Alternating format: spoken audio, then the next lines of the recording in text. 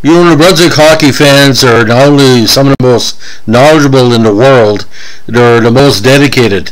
And when the players are dedicated to the fans of New Brunswick hockey, that dedication is sent back a million times fold. Now, this guy was one of the most popular and respected players in New Brunswick hockey history, even though he wasn't from New Brunswick.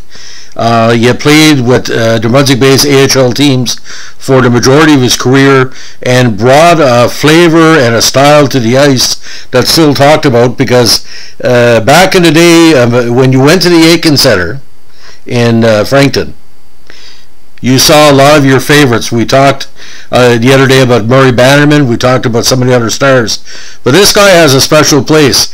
Currently, of all things, he's probably one of the most respected real estate agents in Ontario, in Oakville, Ontario. He's called the Oakville Pro, and he calls himself the Mark Kirton team. Well, you know who we're going to talk about. It's the former NHLer that made all the women smile and made all the men cheer, and the women cheer too because he scored a lot of big goals in New Brunswick. Mark Kirton. Now, Mark Kirton, the pride of Regina, Saskatchewan. I always love saying that because you should be proudful if you come from one of the best communities in Canada. Played 266 games in the NHL, but also played a prominent role with numerous AHL squads. Now, a draft pick of Toronto Maple Leafs, 48 overall in 1978 after a strong junior career. Played again with the Leafs, Detroit, and Vancouver. Now, he spent several years in the AHL with some of the most popular franchises, including the New Brunswick Hawks and the Frankton Express in Frankton, New Brunswick, and also the Newmarket Saints. Now, his realty company in Ontario is award-winning. I hear it's one of the best in that part of the nation. And I haven't met the guy, but if he does for real estate what he did for New Brunswick hockey fans, boys, he must be very good at what he does. Now, he first came to major prominence for a lot of people with his early career with the Wexford Warriors of the MGBHL. We had 47 points in 38 games. From there, he graduated to one of the most legendary OMJHL franchises ever, the Peterborough Petes. His third season, in our estimation, the media, was the best. He had 71 points in 68 regular season games, including 27 goals, with 26 points in 21 playoff games. So a good almost 100 points on the season. Now, Toronto again drafted him. He was sent for seasoning to New Brunswick, and that first season was one of the best rookie campaigns for any AHL prospect in New Brunswick, with 50 points in 80 games, including 20 goals. Now, in 1980, he finally got the call up to Toronto with 1 goal in 2 games, but still put up some good numbers in New Brunswick. 61 points in 61 games, and another 18 points in the playoffs, so a point a game pace. Now, he got a full shot in Toronto in 81. Unfortunately, no points in 11 games, was shipped off to Detroit, and with Detroit in his rookie campaign, had 31 points, including 18 goals in 50 games. Now, 74, he had a full turn at bat with Detroit, 42 points in 14 goals in 74 games. But the next season, found himself in Vancouver. He played a total of 41 games that year, 5 goals, 7 assists for 12 points. And he had a slight playoff run with a goal and 2 assists in 4 playoff games. 84, 26 games in Vancouver, but was sent down to Vancouver's new New Brunswick AHL affiliate, the ever popular Frankton Express. With the Express, he had 18 points in 35 regular season games, and 5 points in 7 playoff games, including 2 goals.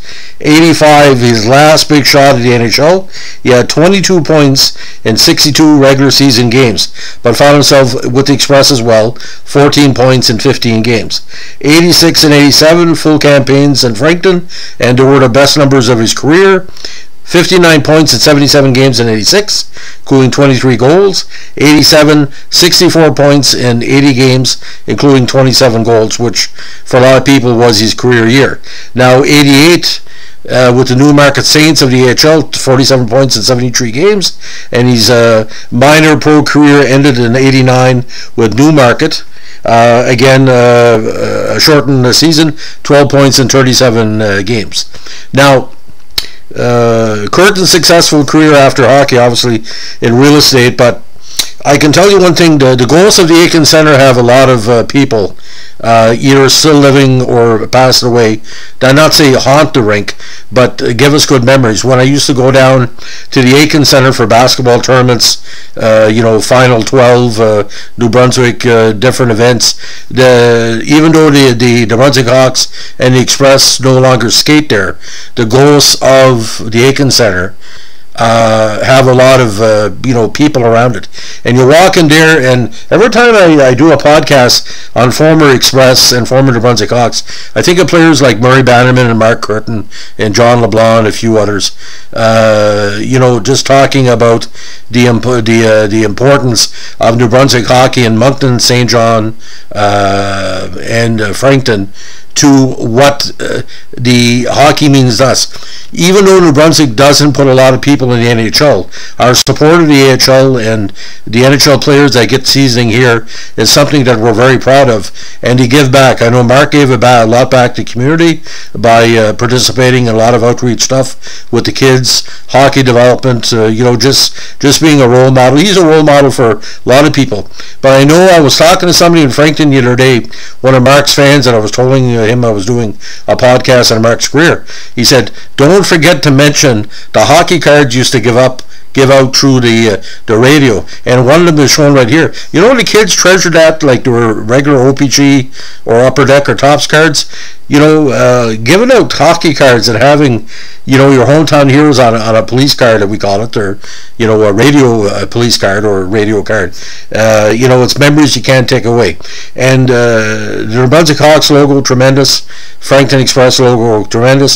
So no matter how many houses Mark Kirton has sold with his family, I think his daughter works with him, what do you call the Mark Kirton team, that house he helped rebuilt in Frankton, called the Aiken Centre. It's always been a beautiful barn, but he helped rebuild that because minor hockey in New Brunswick was rocking in the 70s and 80s in New Brunswick at the Frankton Aiken Centre. So no wonder he went into real estate, because he helped keep the memories of the big barn or the big house alive. So Mark, thank you for doing that. You're a very respected individual in New Brunswick. We wish you great success with your family, friends, and colleagues.